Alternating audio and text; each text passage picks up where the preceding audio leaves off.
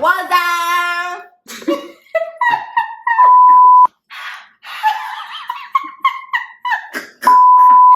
I'm so confused. So, how did we meet?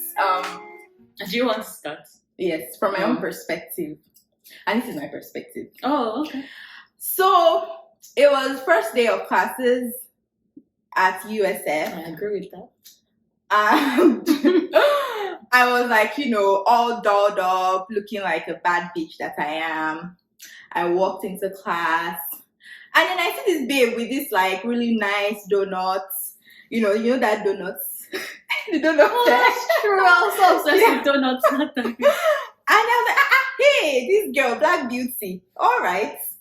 I spotted her and I was like, okay, I'll go talk to this girl after class because I didn't know anybody. I just moved to the US and I didn't have any friends. So I'm like, I don't even care. I'm just going to walk up to this girl and tell her that I like her bag.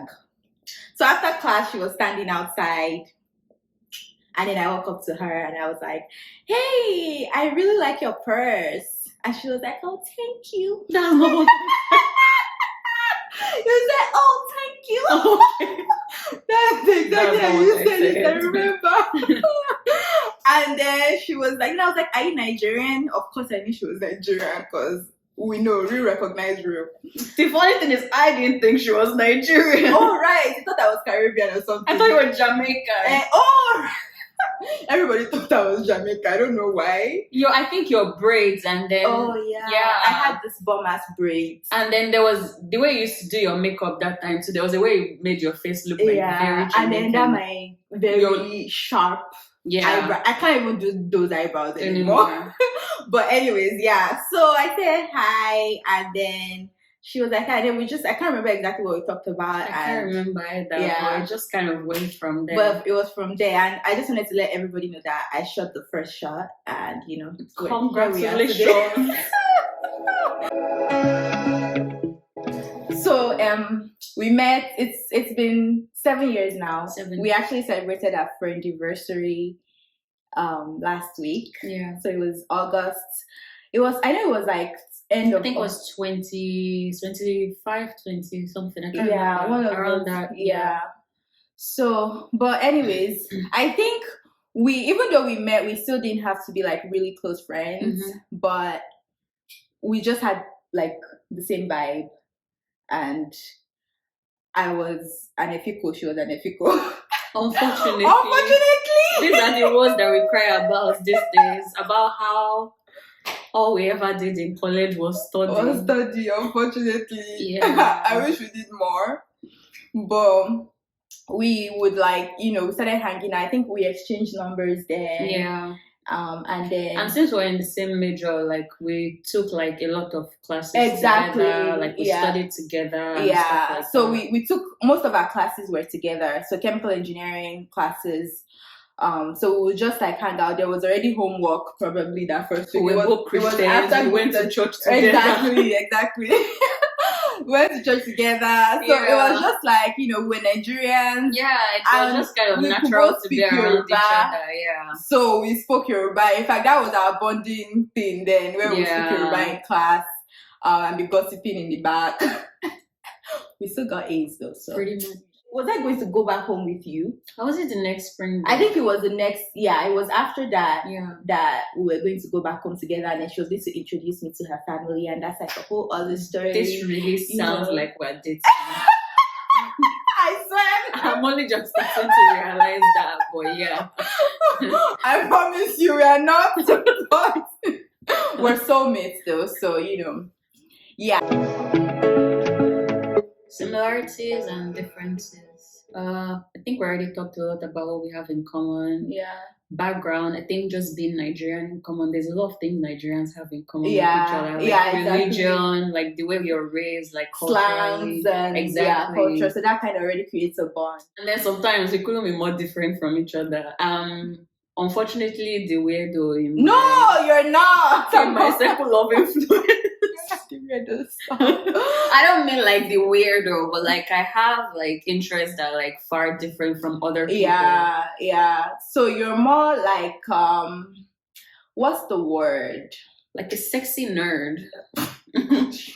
That was not the word I was looking for. That's the word I'm going to use. Sure, I'll go with a sexy nerd. So yeah, so like Ope has like she likes, you know, anime and like Korean drama. Yeah, like anime, Korean drama, like even like what I like to read. I like fantasy, like sci-fi, stuff like that, like stuff that removes you from reality. Like I like to be in my head a lot. Yeah. And like, you know, me, I'm the more emotional and, you know, deep. I want to talk about deep stuff. I want to like, you know, have all of these philosophical conversations about life, which I don't have anything against.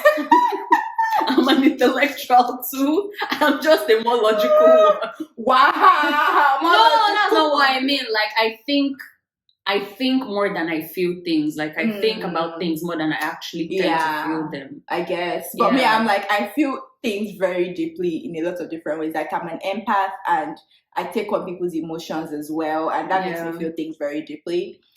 So I think we're different in that way. And I would say that like even on the spectrum of like temperament, it's a good balance. Yeah, there's a balance. Like maybe you're a little bit shifted towards introvert than me. Oh yeah, we're definitely. both introverted. Like Ope and I can be in the same room for like days and not say anything. Like yesterday, we'll totally not. We were watching like TV together, but we didn't speak for it. We were totally okay with that. Yeah, like, it was very. She's one person I would feel comfortable doing that with. Like it was not awkward or anything. Yeah. So yeah, we enjoy each other's presence. We enjoy being silent with each other, and when it's time to talk and laugh, we'll do that too. Yeah. So it's like a pretty good balance in that sense. I think so too. I want to say like favorite memories. I think even though the past couple years have been terrible, what with the pandemic and everything, there are a lot of things that really stand out from them. Like what we're talking about yesterday with Yemisi when we went clubbing last year. Yeah, that's a really good memory. And then like when we started working, because that was like the mark of like independence, like being adults, and I feel like that was actually like a very, what word should I use there? That was a milestone for our relationship, because a lot of like our relationship, like before that time, it was more in the same space. Exactly, we're in the same space, and then we had education to distract us. Exactly, it was situational as well in the sense that we had to be we had to be together. We're in the same school, we studied together, same classes, we went everywhere together. So it was truly after that, like after graduation, that truly began the test of our relationship. Like, you know, was it just a situation of proximity, or, you know, did we truly like, were we truly friends? Yeah, because you were the first to move from Florida, so you moved to Indiana. I was still in Florida. Yeah. But I think even since then, we've seen each other at least once a year, if not more than that. So which we didn't have to do. We didn't have to. Yeah, absolutely. Yeah. So one of my favorite memories would be when I was moving. Like I have a lot of favorite memories with Ope because we spent a lot of time together. Yeah. But my most recent one would be when I was moving to Charleston, and like it was crazy because I was gonna drive like 10 to 12 hours from Indiana to get my things here to Charleston, and this girl was like, "Oh, I'll come drive with you." I was like, "What?" Like it's so. And Ope does not like to drive. She doesn't like to drive like long distance and everything. So I knew how much of a sacrifice that would be for her, and then she would need to take time off work as well. And it was just a lot of planning that it would have taken for her to be able to do that.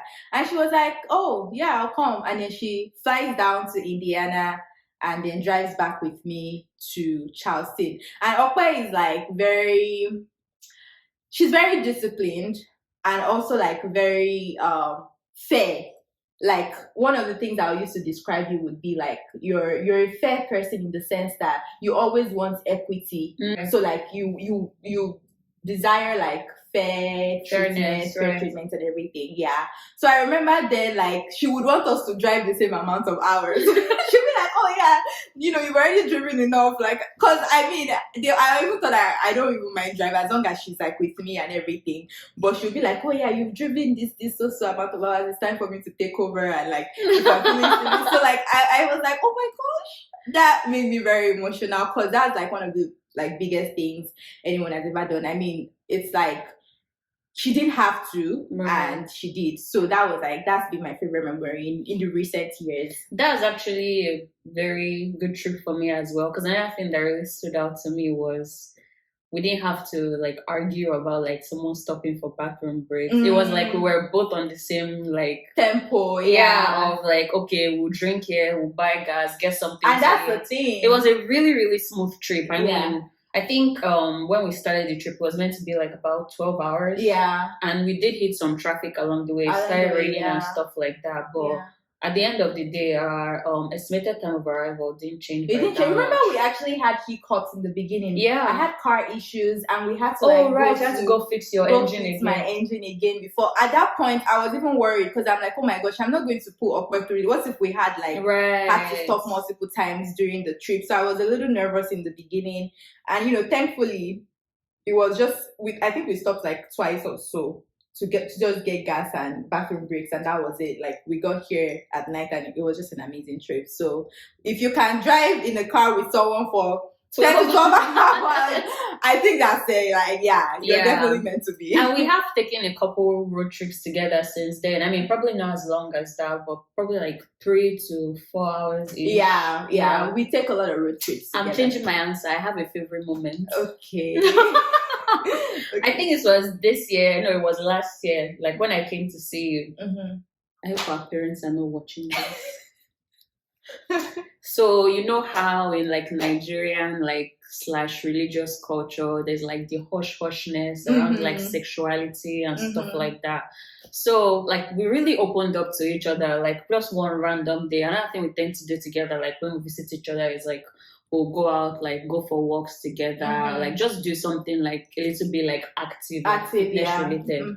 So usually when we do things like that, we tend to be very deep. It's like the breeze just blows and you're just like, let me talk. And it turned out that I remember that actually we're like in that's another strange thing. I feel like we're always like in the same seasons of life at the same time. It's weird. Like I would be going through stuff personally and like things that I would not even be able to share with anybody, and then Opa would be going through that too personally, and maybe one day it just happens we talk about it. And I'm just like, oh my gosh, I have been feeling this exact way for a while. So it's like, I feel like God just had a way of like putting us in each other's lives, like, and helping us navigate difficult seasons in our lives. So I remember that day. That was one of my it was when we were still living across the streets. We took that trip and we took that walk, and it was just like it was very natural. Like I didn't feel like I couldn't talk to her. And that's one thing again, like I always feel like I can open up to Ope. She's one of the few people in my life that I don't fear judgment or like, she's going to see me as a horrible person. Like no matter how like bad I think, what you've made everything to be like in my head, like I would still be able to talk to Ope about it. And that's something that I'm really thankful for, because it's very rare to have people like that in your life. Yeah, I definitely feel the same way as well. I think a lot of things that I couldn't open up about, it wasn't like about you, like me not being able to open up to you because of how you react. It was more about like making them bigger than they actually were. Yeah. Ooh, okay. Now people are really going to think we're dating. So this is actually like a topic dear to my heart, because when I think about boundaries, I think about Ope. She's one of the few people I know that are really, really good with drawing boundaries, maybe a little bit to a fault. But she has it nailed down. I wouldn't go that far. I still struggle with it sometimes. Yeah, but I feel like, especially in relationships that are tricky, I think boundaries are much difficult to draw in close relationships, like family and close friends. So that's one thing that I feel like Okwe has been able to draw. Like, even though we're very, very close and we do a lot of things together, we spend a lot of time together, we talk about a lot of different things, I feel like we're still able to set healthy boundaries. Right, like knowing when to push and exactly, knowing when to push and when to stand back, giving each other space. Right. I feel like I remember when we were in college and I didn't understand this babe because it was like she had this wall around her and I was determined to break it down. I was determined. I came with my sledgehammer. Like, what the heck? I feel like, in some sense, we all have walls around us. Like, vulnerability is a journey and it made sense. But at the same time, I also needed to learn to respect her boundaries, understanding that there are times when Okwe just needs her space. And I can't just invade that space all the time just because we're cool and we're friends and everything. Why are you making us seem like warring party? Invade. No, we're not. But just like I said, on that spectrum, Okwa is a little closer to introverted than I am. So it's very easy to just not realize that there will be times that she actually doesn't want to spend time with me, and that's okay. So I think that those boundaries, and that's even like on the, mild side of boundaries, like there are some important things. Like there are times when, I want to push further, but I realize that this is not the time. Right. That's not what she needs right now. And learning that, and also learning to read her what she needs in the moment, what she needs the most in the moment. Right. And I feel like we've both grown a lot. That is something that we just kind of ease ourselves into over time as to what do we both need in that moment. Definitely. What do you think?